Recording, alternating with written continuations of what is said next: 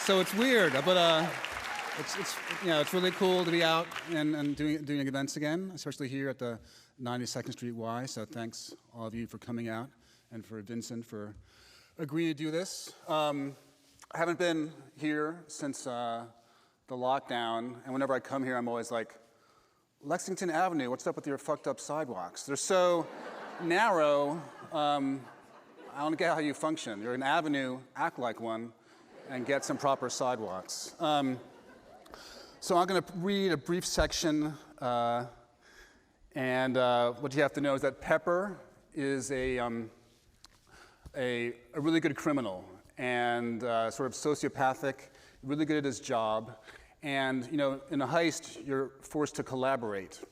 And so he would be a much richer person if he wasn't being let down by the other losers on his crew. Carney is our main character. He's a fence. He has a furniture store in Harlem, but also dabbles in selling stolen goods. And in this section, Carney is going to retain Pepper for some surveillance to tail a banker named Duke.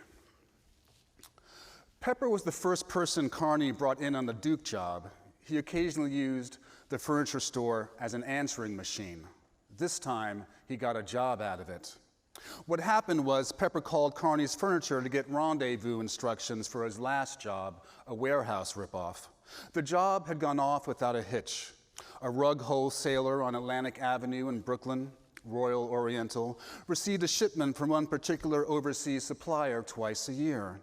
The ship comes into port, sits at customs, they offload the rugs and carpets and what have you, and Royal Oriental forks over the dough.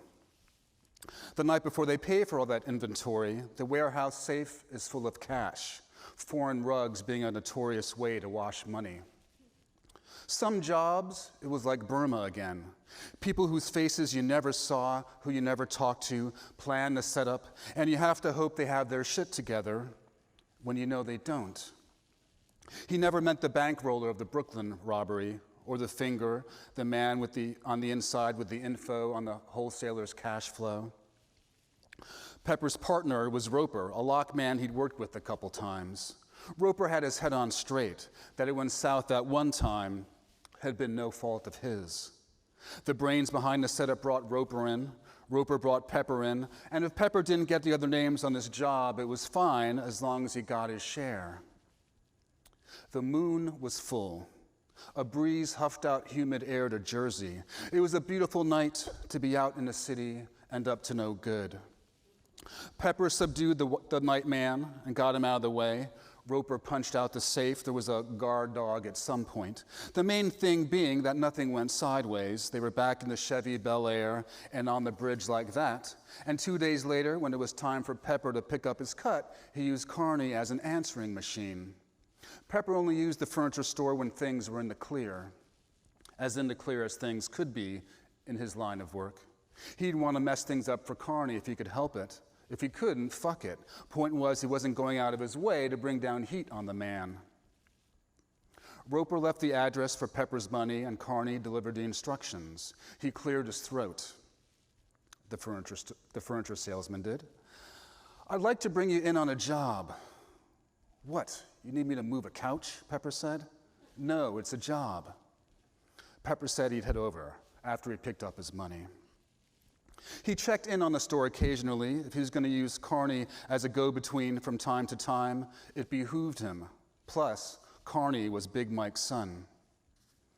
The new expansion looked smart. The furniture side was doing well for Junior. Rusty, his employee, had got himself a gal who looked like she snuck out of the back of a potato wagon. Pure country. The new secretary carried a wounded look on her face, but put on a smile when she opened the door to the store. Pepper would have done the sign differently, though. Make the letters blockier so you could see it. Put some red in there. He read an article that said red was a color favored by nature to make animals take notice. And he had to be part animal to live in New York City. It made sense to use red in signs, Pepper thought, but no one was asking him. The furniture salesman explained the job. At first, this didn't sound like Carney, but then Big Mike Big Mike had tended his crop of grudges like a farmer, inspecting the rows, taking care they got enough water and fertilizer so that they grew big and healthy. You want dirt to blackmail him, Pepper said. Carney said, blackmail is when you try to get something from somebody. I want to burn his house down. But not really torch it, you want to fuck him up. Yes, not an actual torching, but a real burning down. I know you did it like that, Pepper said. Carney shrugged. Like father, like son. They did a deal for the stakeout and the general surveillance. Pepper's grandpa Alfred had kept a steel drum smoker out in the back in Newark on Clinton Avenue. He'd do ribs, brisket, make his own sausage. Grandpa Alfred's father had been a butcher and cook on an indigo plantation in South Carolina and passed down the mysteries. You throw chops on some coals, Pepper's grandfather said. That's one way to cook a piece of meat. A few minutes later, you got that black on it, you're done. But barbecue is slow. Put it in that smoke, you gotta be ready to wait. The heat and smoke is gonna do its work, boy, but you gotta wait. One was fast and one was slow. And it was the same for stick-ups and stakeouts. Stick-ups were chops. They cook fast and hot, you're in and out. A stakeout was ribs, fire down low, slow, taking your time. Pepper was a gourmand in that he liked chops and he liked ribs. He hadn't planned a job in years with the legwork that entailed, casing the place, clocking passenger and vehicle traffic, how often the prowl car made the rounds, the schedule of the staff, the managers and security guards, figuring out when to take a piss. He'd enjoyed that side of things once, conception, pulling it all together, choosing a crew. Nowadays, he let the ebb and flow of jobs take him. He wasn't as sharp and as hungry as he used to be. Stuff fell into his lap, or didn't. Maybe some cat got out of Dannemora and wanted back in, or another dude was cooking up a big score. Maybe Pepper wasn't as sharp these days, but the quality of hood they turned out now, he was sharp enough. No, he hadn't made ribs in a while, but it came back quick.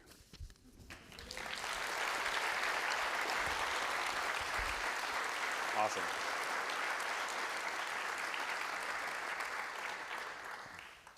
Colson, I was, first of all, it's so good to be here with you. It is. Thank you so much. I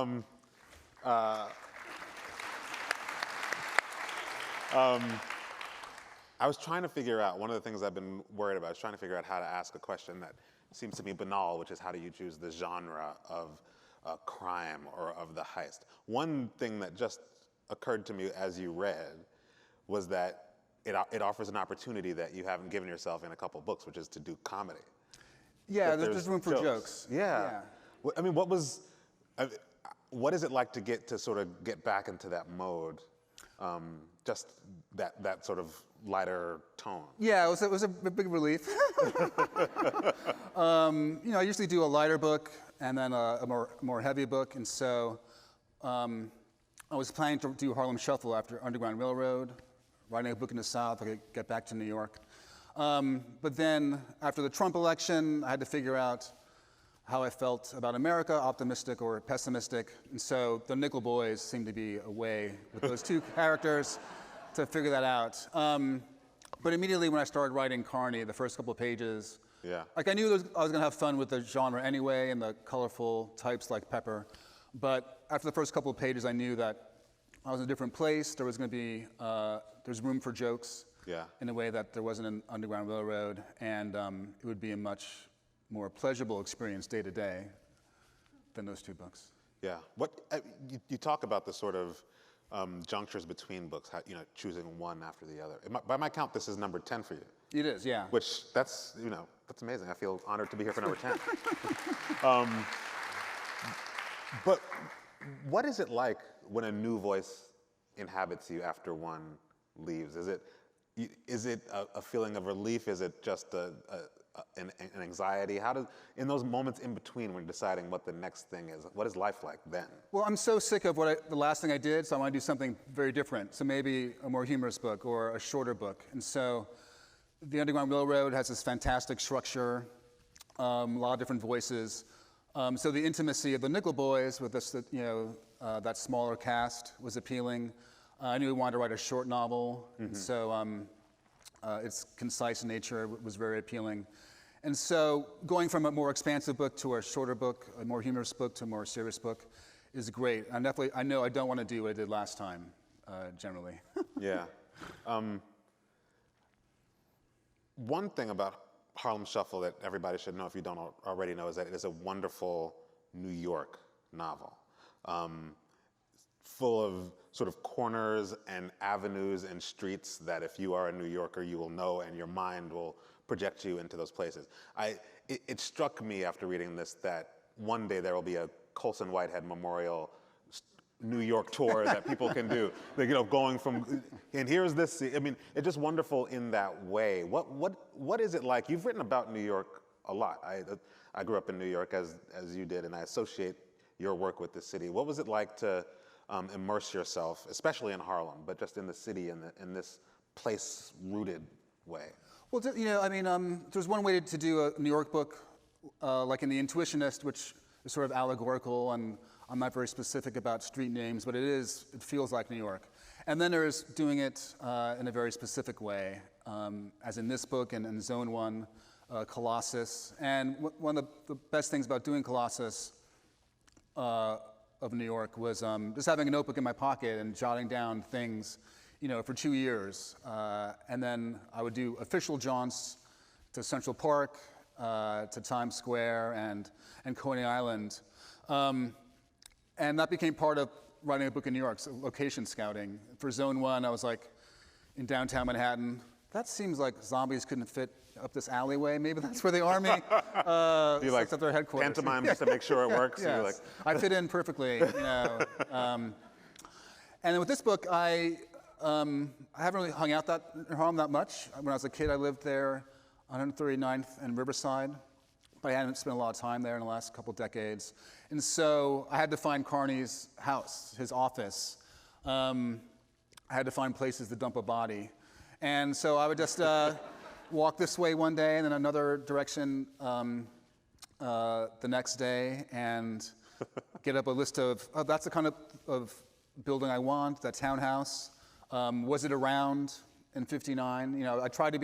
I gave myself like 5% room to make things up, but I wanted that townhouse to be there in 59.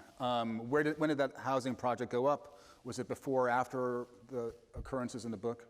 So I would just let myself meander and then fact check at home on Google Maps, satellite view and stuff. Yeah. You've written a lot about the city as a kind of palimpsest of sort of associations that, like, we all have our personal New Yorks, right? That we, something that used to be there is sort of the truer New York to us than the new whatever building, apartment building or whatever that's there. When you're projecting yourself back into a time before you were walking New York streets, is that a different kind of personal thing for you? Like you say, you lived in Harlem just for a little bit as a kid, but is it in some way deepening that personal New York as well? Well, there's things I can use for my own life, like I'm still always thinking like the next apartment will cure me. Like if I find like the perfect apartment on a perfect block, once I move there, it's gonna have the light and then I'll be fixed. Then I move in, it's like there's no closets, the subway is like really close by. And so I can use that kind of New York feeling to animate parts of Carney. Yeah. And then I was not around in the early 60s, and I think with Underground, I sort of learned some good skills about research and stuff like that. And so just casting about trying to find locales. The Hotel Teresa kept coming up in these 20th century histories of Harlem. So, and then I didn't know it, but I once I saw pictures of it, I remember seeing it. It's still there on 125th and Lenox. Maybe that's the location for the heist, and then get a book on Hotel Teresa. And so it really is a sort of casting about trying to find hooks, and then hopefully those little seeds turn out to be, fruitful, fruitful explorations.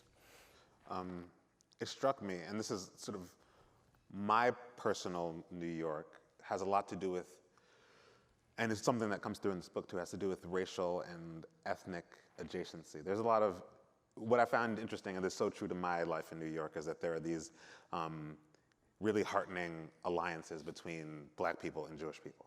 When I went to college and I realized that the majority of white people were not Jewish anymore, I had like minor heart attacks. Sure, yes. It was really like, it was a panic for me because I didn't know what kind of, can I read you a passage? That I'll just say, I actually thought I was Jewish till first grade because I thought Jewish just meant you were from New York. So my mother set me straight when I went there. Yeah. And it's funny because Carney kind of becomes like that as well. He like, there is a certain honorariness to him in certain parts of this book. I'm going to read a passage that I really like. Sure. There is a jeweler who is similarly to Carney, half legit and half not. And he's teaching Carney how to spot the authenticity of certain jewels. And he's also at the same time teaching his own nephew.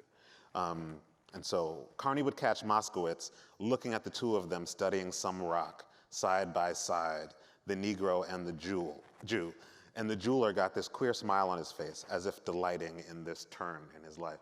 First of all, I wondered if one of your favorite books is one of my favorite books. There's a book by this wonderful book. It's by a woman named Lenora Burson, and it's called The Negroes and the Jews. No. It is about urban adjacency between these communities. I just wondered just how you figured that into this New York that you had built. Sometimes it's like by going down to Midtown to the Diamond District. Sometimes it's other ways, but. Yeah, I mean, it's just New York and our merging histories. I mean, I think what I love about those townhouses in Harlem is that there's a townhouse from 1890s, and there's been like this churn of hopeful immigrants coming through it for 120 years. And so 150 years ago, Harlem was farmland and pasture, and then speculators built buildings, and then this churn of Irish, Italian, Jews from all over Europe, Irish came in and made those townhouses theirs for a time. They enter the middle class, move out to the suburbs, come in.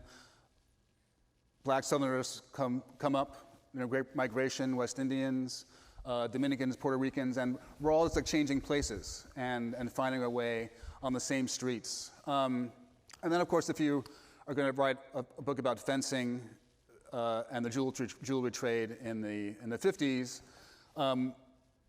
where those jewelers hang out? And I didn't actually know there was a downtown jewelry district on Canal Street until the late 50s, early 60s. Now it's still on 47th, but just like, I associate Canal with really smelly streets in the summer and various other things, but not this, this dense jewelry district. And so putting that in is like I feel a victory, like reclaiming part of this New York. Yeah. I always wonder, sort of just technically, whether details like this and places that you want to investigate come first, or is it the character that comes first? Are you trying to inhabit a place with these people, or is it the other way around?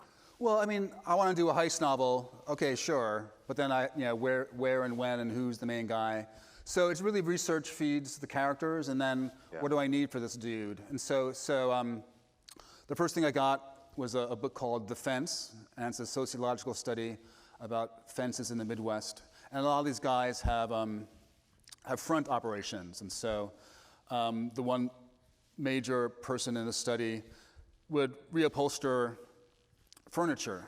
And if you're buying used furniture, you go to a swap meet, and there's a furniture guy and there's a rare coin guy, and so you have access to all this sort of illicit commerce and churn of objects. And the fence is a wall, a mediator between the straight world and the crooked world. And so it seemed like my fence would have this divided nature. He wants to be this good, upstanding citizen, but also has like this nature. And so just learning about fences gave me this dimension and insight into who the character might be.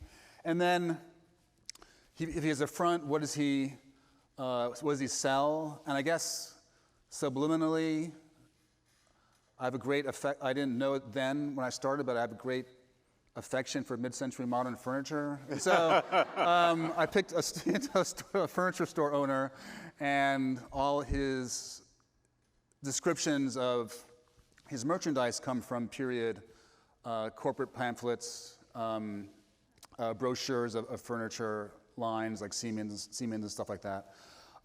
So just making these decisions and having to sell them in the book make me round out the character. It's sort of like a feedback loop. And so who's the guy? He's a store owner. Okay, so he's also a salesman, and that sheds light on another part of his personality. Yeah.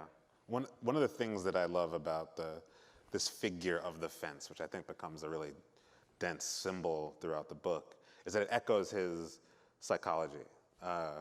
Carney is the son of a fairly notorious criminal, and the book in some ways pulls him toward this part of his nature, right? That he realized, in some ways, he's lying to us, or the narrator is withholding certain things from us about his business as we go along. That it's, in some ways, all along, he's had these, he wants to be, as you say, this upstanding member of the middle class, but he's also got this pull toward the, to burn somebody's house down,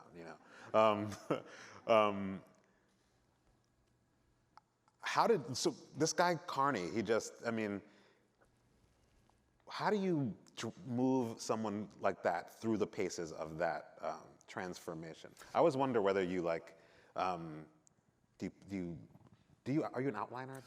I'm a big outliner, just because I was just like a nerd in school, and like in 7th grade, they said you diagram sentences, and this is how you organize an essay, and you have a topic sentence, and before you start, you do this. So I do it now. And I have to know what the ending is, so I know what I'm writing toward. And if you read the book, we start off one place and end up in another place in the last 5 pages, and the ending is encoded in the beginning. And I think that's sort of been true for the last couple of books, and it's made them richer, knowing the last line or the last scene before I start. Some people are like, oh, I just, the muse comes through the window every day and tells me shit. I live in New York. The 7 train's going to break down, and the muse is stuck in Queens, so I can't rely on her. I got to do it myself. And so it started off as one heist, and then I kept coming up with capers, and so it became this 3-part structure, 3 novellas that come together like Voltron to make one complete story. And then so I'm working with the size of a novella, and that that size is really good because it has to have a beginning, middle, and end, pretty well defined. I have to get into the action pretty quickly because it's going to end on page 110 of my self-imposed system. So where in this section, how much am I revealing of Carney's character? How much am I revealing of his relationship to his in-laws, his wife? Am I saving that for the second part? And so in the first section, I quickly realized that I would start off with the street level crime in the city, and then pull back to the social structures of Harlem, and then pull back even further in the third one. And then as I'm coming up with bits of Carney's character and supporting cast is coming in, where do they come in? And so is the jeweler you just mentioned, Moskowitz, good to bring in the second part or the first part? He sort of steps up his fencing game, and so he's dealing with a better class of jeweler, and so I'm bringing in Moskowitz then. So things sort of fall according to what I need for Carney's character. Does that make sense? Yeah, that makes sense. Yeah.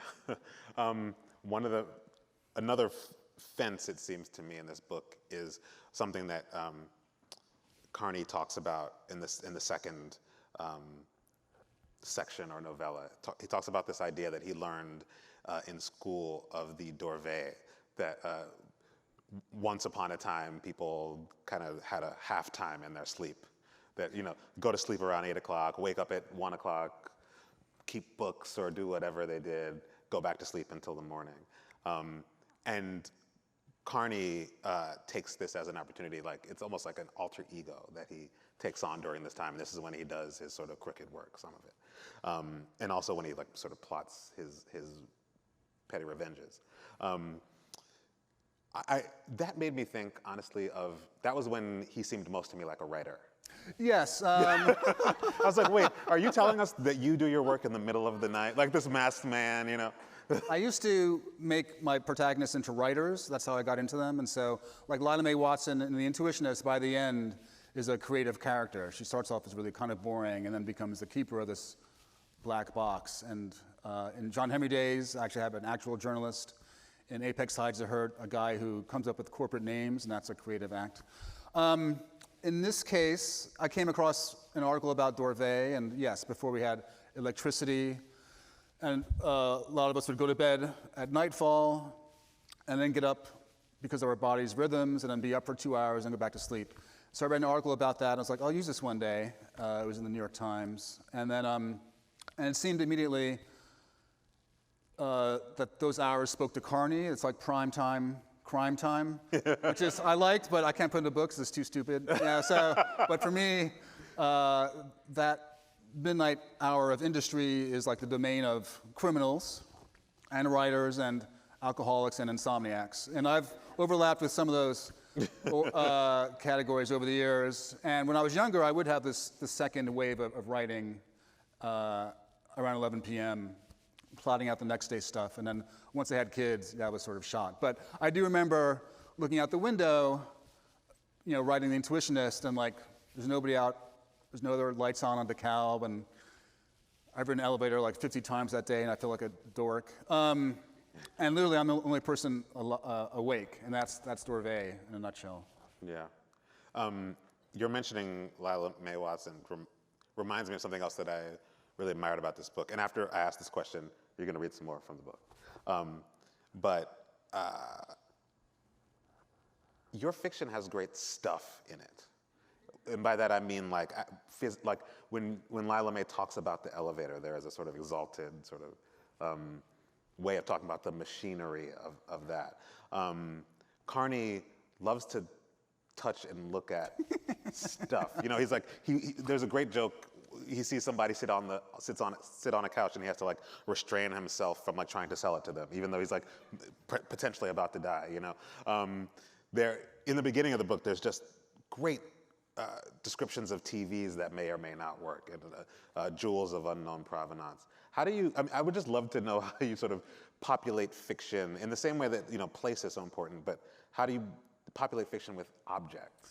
Well, I think I'm self-conscious about not being an elevator inspector, not being a furniture salesman, so I have to sell it, and I have to convince myself I'm doing a good job.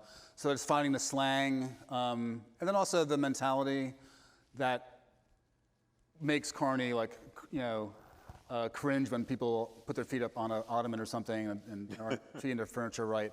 So, you know, so it is inhabiting the people I create and trying to be realistic. And then I am trying to make this world, I'm trying to do a good job of selling it to the reader. And so there is a certain point when I do enough research, I'm like, I feel confident that I think I can write a plantation in 1850. All right, it's going to do it.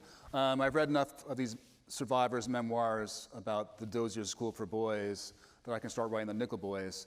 And I've looked at enough mid-century modern furniture catalogs that I can reference champagne finish with authority, even if I didn't know what a champagne finish was 2 days ago. Awesome, awesome.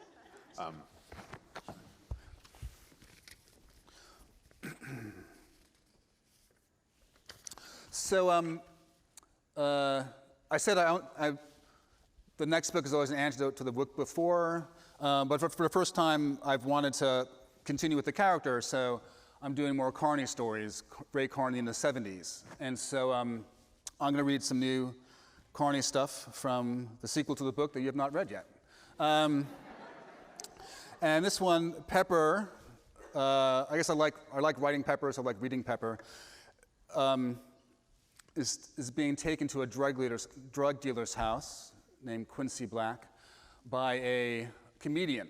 The comedian is bringing Pepper so that he can interrogate the drug dealer about something. You're not going to read it for years, if at all. Maybe you don't like it. And so, Quincy Black opened the door, decked out in brown corduroy trousers and a white silk shirt embroidered with tiger heads. He was younger than Pepper had imagined, lean and long-limbed, with the well-trimmed eyebrows and goatee of a B-movie villain. He gushed. "Roscoe," the comedian. "Roscoe, you look great, congratulations." Roscoe Pope smiled. "For what?" "For all of it, brother, all of it." Pepper and Pope stepped into the vestibule. Quincy gave Pepper a once-over. "I'm Pepper." "Good to meet you, brother." Quincy pointed to the low bamboo rack by the foot of the stairwell. "They go there." Pope was acquainted with the house rules and bent down to take off his sneakers. He signaled for Pepper to join him. Yet Pepper did not remove his shoes. He was thinking about the patches of light on the polished banisters, the freshly vacuumed hallway runner. Staff. How many people did Quincy employ to keep up the place, and where were they now? Quincy regarded Pepper's black brogues and said, "Thanks, brother," as if Pepper had heeded his request, which he hadn't. Quincy added, "In Oriental cultures, it's part of the arrangement between host and guest." Yet Pepper did not remove his shoes. A large man emerged from the back of the townhouse, tiny-headed and round-bellied like a 10-pin, lumbering from the kitchen. He wiped his left hand on his yellow apron and peered down the hall at them, taking the measure of the situation. His other hand held a butcher knife. Cartoon salt and pepper shakers cavorted across the body of the apron. Yet Pepper did not remove his shoes. It was not Pepper's intention to be difficult. It was a matter of personal principle. Socks were holy. To straights and squares, the criminal world was defined by chaotic forces, the violent and the unruly, the reprehensible and the forbidden. But Pepper governed his own little corner through iron rules and logic, and if asked to explain his system, don't work with dopeheads, never knock over a bank on a Tuesday, he could do so, though no one ever asked. His disproportionate affection for socks, however, was idiosyncratic and belonged to the realm of the unsayable, like the formula of love or the final name of God. His appreciation took root in the freezing Newark mornings of his childhood. Cotton swaddled around his feet, no matter how threadbare, allowed him to face the mirthless cold. In the Pacific Theater during the war, he came to respect and revere dry pears as a ward against trenchfoot, parasites, and myriad fungal depredations. The first thing he did when he got back to the Green Valley Motor Lodge after the botched McCarran job was to peel off his blood-soaked footwear.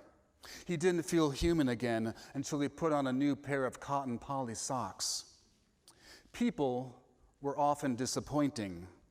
A fine pair of socks, seldom so. They were not to be displayed casually at a stranger's demand.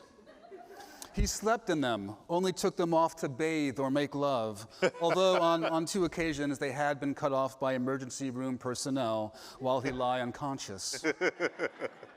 At this moment, he was not making love, and the highlight of his day so far had been a long, hot shower. No, he could not stoop or bend in the front hallway of Quincy Black's townhouse. It was impossible.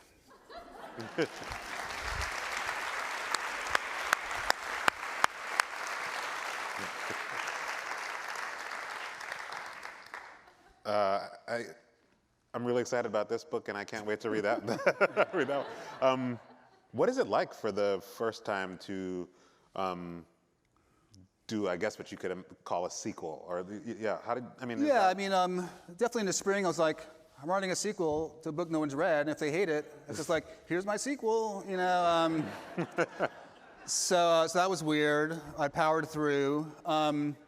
But usually, I plot and plan for months. I do my outline, and the book's coming together, and I write it, and usually it takes like a year and change, and then I'm done. And I knew halfway through this book that I wanted to revisit him and maybe put him in the 70s. I was coming up with more and more capers. New York in the 70s is very different than New York in the 60s, So it seemed okay to give myself permission to do that. And it's been just fun. Again, not like a year and a half where I'm working on something, but this is like it's going on for years now. And I've had more things to say about Carney. His kids get older, his wife's job changes, and so just picking him up in these different moments has been just new creatively. And then I have someone to hang out with for longer than the usual amount. So.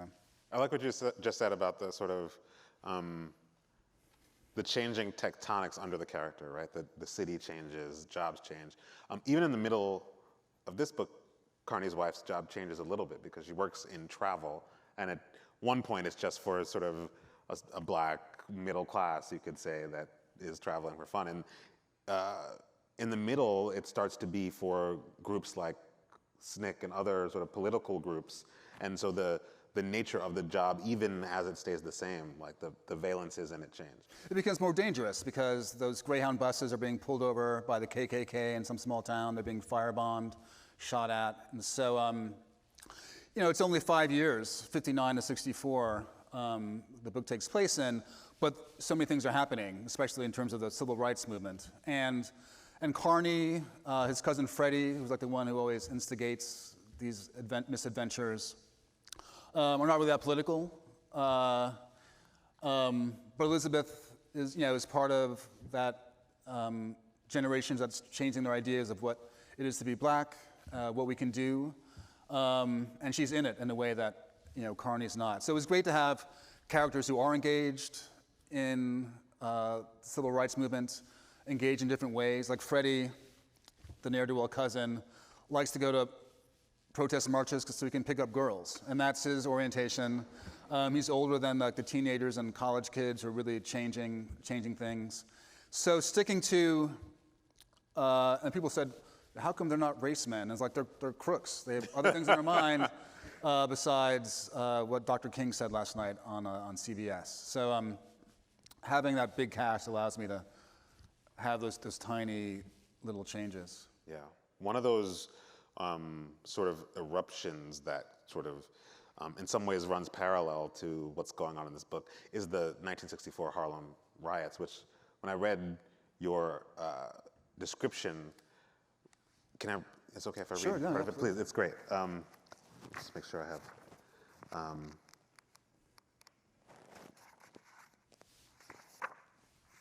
I've never heard book pages under microphone. It's terrifying. It was unreal, you say, to have your city turned inside and out. He felt unreal those days of the riots when his streets were made strange by violence. Despite what America saw on the news, only a fraction of the community had picked up bricks and bats and kerosene. The devastation had been nothing compared to what lay before him now, but if he bottled the rage and hope and fury of all the people of Harlem and made it into a bomb, the results would look something like this.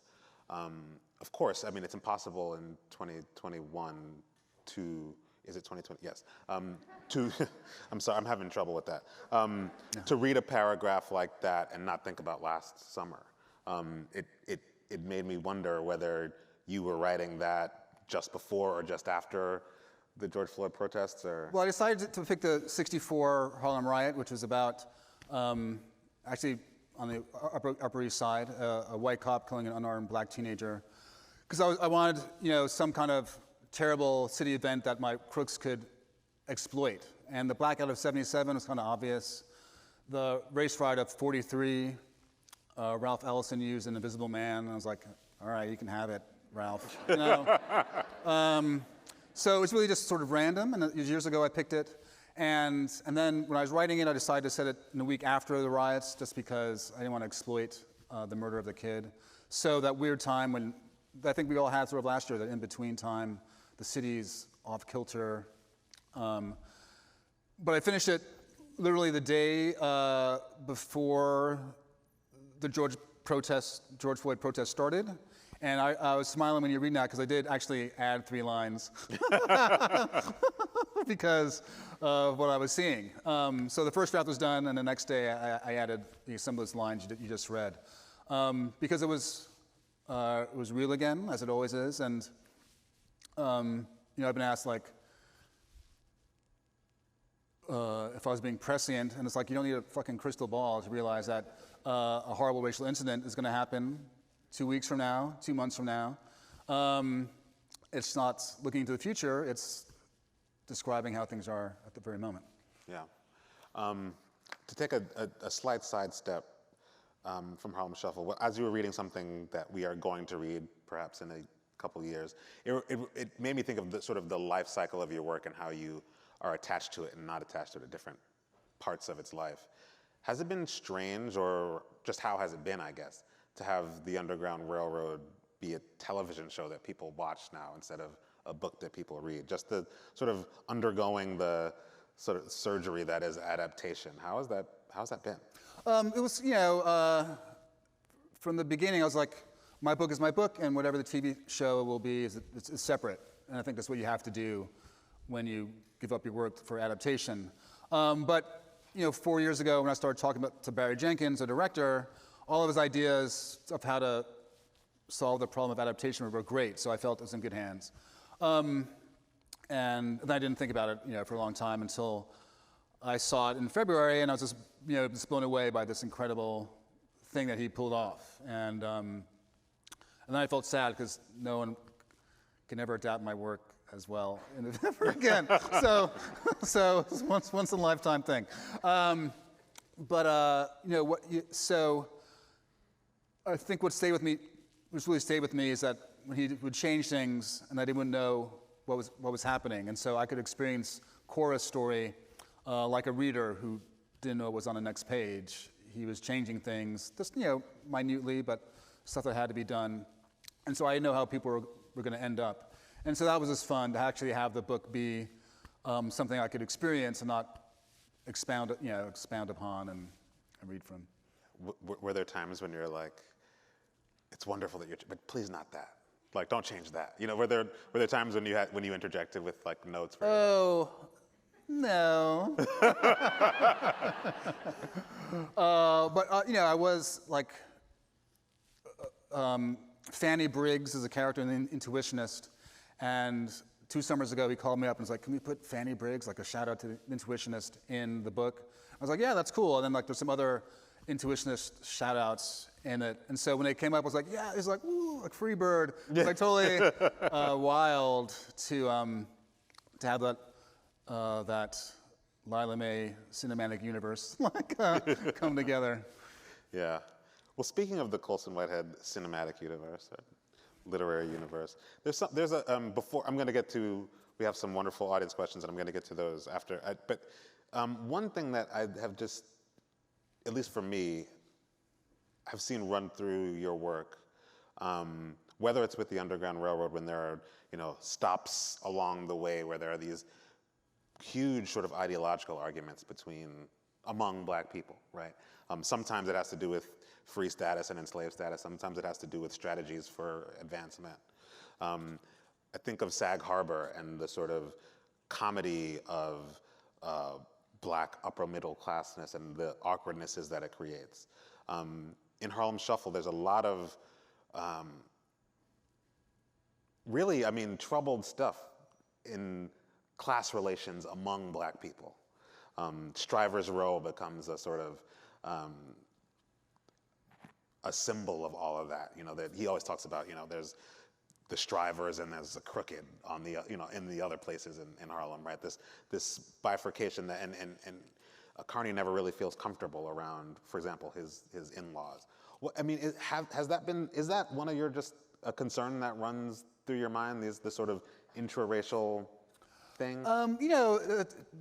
There's drama there, and sort of pulling back from that street level view to these animating systems that define our lives, Carney's lives.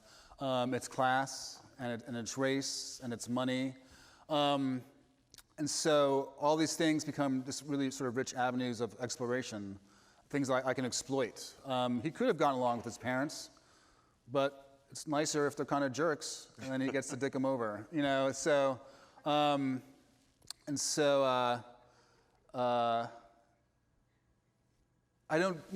start with, I want to do a heist novel, and then as I furnish the room, I guess I'm going to be using store furniture on this tour just because store language is fucking carny. So as I furnish the room and it becomes more populated, all those kind of systems end up playing a role. Cool, cool. Okay, I'm going to get to some of these. Someone asks, what was the most surprising fact that you found in your research, or what fact did you find in your research that totally messed up your plans or your plot?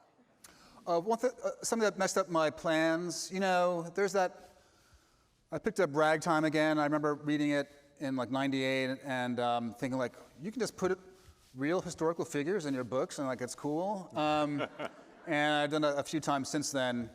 So I wanted to put Bumpy Johnson, the famous Harlem gangster, into the book. And I actually had a few references to him. And then sometimes I do research before I start writing, and sometimes the writing gets ahead of the research. And so it turned out that Bumpy Johnson was in Alcatraz in '59. So Chink Montague was born. Because Bumpy couldn't make it. Bumpy was otherwise detained. That's a good one. What in the craft of writing took you the longest to learn? I was going to say what I like about the last 4 books is that I outline, I'm doing plot and structure, and the last thing that always came in the first couple books I wrote was the voice of the narrator. Are they terse? Are they very expansive? Do they use a lot of highfalutin adjectives, or are they more direct? And then starting with my poker book, The Noble Hustle, like I had the voice, before I started writing, and that's been true with The Underground Railroad and Nickel Boys in this book. The voice came really quickly. So how did the question phrase? How was it phrased? What in the craft of writing took you longest to learn? So having that come in, I guess I learned it at some point, has been a nice addition. It used to be I would get to page 70, and then I realized who the narrator is, so I have to go to page 1 and bring up all those earlier pages up to the now dominant voice of the book. And now I don't have to do that anymore, so that's good. And then also, the earlier books are really expansive and in that kind of encyclopedic tradition. And I feel now like if I do a paragraph on a furniture showroom, it's a paragraph, and like old Colson would have been like 3 paragraphs, or 3 pages on like the design philosophy of the engineer in the furniture home office who's designing the line of furniture. And now it's a paragraph. And so the pleasure of being compact, like in the Nickel Boys, the pleasure of the compactness of a novella is a new thing, and I'm really enjoying it. Yeah. Well, before I move on, I wanted to ask you another narration question, because it seems to me that one of the opportunities of the heist is that the narrator gets to inhabit lots of different voices.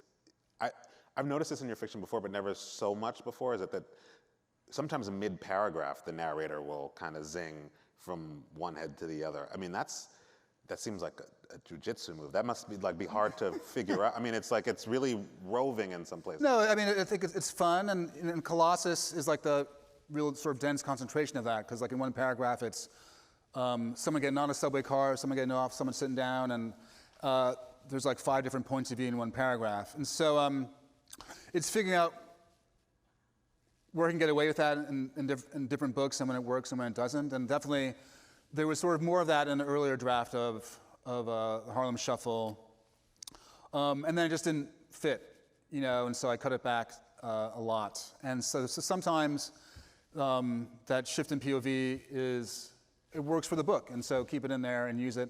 And then sometimes, the rhythm is off, and so dial it back. Got it. How has or has it your personal New York changed during the pandemic?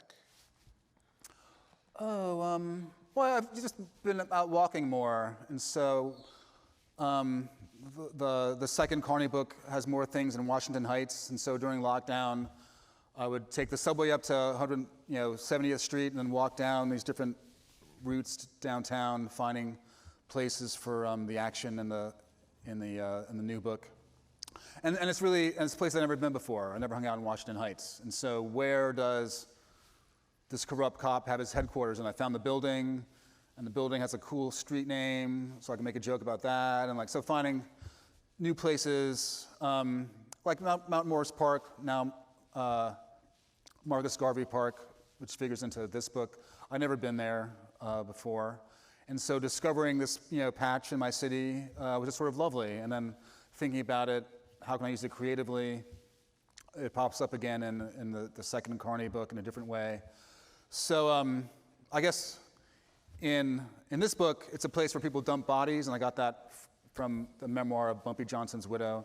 And in the next book, there's a guy whose uncle was dumped there, and so he has a different orientation to the park. Find all these new places. It's a big city. I don't think I have like a big Staten Island novel in me. But, never say never. Never say never. But I'm finding all the stuff that serves the book, and it's been such a rewarding project. Having worked on this is my implicit. I think that this is the context for the question. Having worked on a crime book, a heist book, if you were going to perform a heist and in pursuit of a certain item, what would it be? Oh, if you follow the Twitter account of the American Museum of African American History, they tweet out things from their archive. So Bootsy Collins's sunglasses. That's definitely a great heist. Break into an American institution and steal Bootsy Collins's sunglasses. They'll have stuff like Grandmaster Flash's like crazy sequin tracksuit from his first record. So there's all these. It's basically like the Fort Knox of hip hop culture, and just waiting for someone to break in and then put on a show, I guess. Yeah. Whatever you do once you have it. You talked about the sort of periods where you're sort of having outlined, then you'd go into this intense time of writing. Someone wants to know what motivates you every day to write. How do you sort of fill that charge? It's it's fun. I want to get to the next paragraph and scene and the next thing I've blocked out. And sometimes it's like an annoying thing I have to do that day, like describe Carney's office, which is that's not sexy, but I have to set the scene. And so maybe I'll have more fun on Thursday, but today is like I have to do the mechanics of putting the furniture into the room. I'm going to try to vary the analogies in the remaining 5 minutes. So, yeah. Yeah. You mentioned that that you were kind of thinking of. To add more to that thing. Also, you never know what's gonna happen that day. So the really lovely days are when there's a cool line of dialogue or like a simile I couldn't have done 20 years ago that pops out of nowhere. Like I don't even know. And I'm like, that's good for you, Colson. Or I figure out how they're gonna break into the safe or whatever. Like I know they have to break into the safe. I know what happens after, but I actually don't know who's gonna do what. So those moments of discovery, something new about my writing, something about a character that I didn't know when I woke up that morning. Hoping that happens that day. You mentioned sort of in that when you're saying that you kind of try to mix up from one book to the next. One happens in the South, then another in the North. This is a question about South and North, and I'm going to try to phrase it succinctly. But in the Underground Railroad, of course, there's this idea that sort of the North and Canada has this valence, this feeling of freedom. In the course of working on your last two books, Underground Railroad and The Nickel Boys, did your thinking, I guess geographically, about the sort of the country and this idea of northern freedom, did that change in any way? It was a place of freedom, but then also a place of incredible racism. So it was just degrees of how you're being kept in check and controlled across the decades or the centuries. There was slavery in New York. It's not like this was always like a promised land for a runaway slave. And with the Fugitive Slave Act. You could get up here and still bounty hunters could bring you back. And so I don't have this rosy view of the North. And I think writing about the South didn't necessarily make me think better of the South or have a different point of view. But when Underground came out, it was really embraced in certain parts of the South. So I went to North Carolina. I've never been to North Carolina so often as in those 2 years. And it was like colleges and libraries. And parts of the South were just really welcoming a new dialogue about our shared history. I've never read in Alabama, so it's not everywhere. But definitely Georgia, Florida, the Carolinas really sort of embraced the book and wanted to engage with a lot of this, with Cora's story and the complicity of their ancestors. And I didn't think about that when I was writing it, but going down there and meeting folks I never met before and having them engage in the book in this way was really vital. One really great, to me, source of drama, but also comedy in Harlem Shuffle is this North-South rivalry. There's a character, a great sort of minor criminal named Miami Joe, who wears a purple suit and is like sort of known for his good dressing, but he's always saying, like, you Northerners, you think you're better than us, right? There's that sort of spite going on. Yeah, and there's a lot of Southerners who have come up, obviously, but maybe they don't like you because you're a jerk. Maybe it's not because you're from the South. Maybe you're just a loathsome person, Miami Joe, and that's why they're mean to you. Yeah. On that happy note, it's time to say goodbye. Sure. Everybody, if you haven't gotten it yet, Harlem Shuffle, it's wonderful. So thanks to you, and thanks to you guys.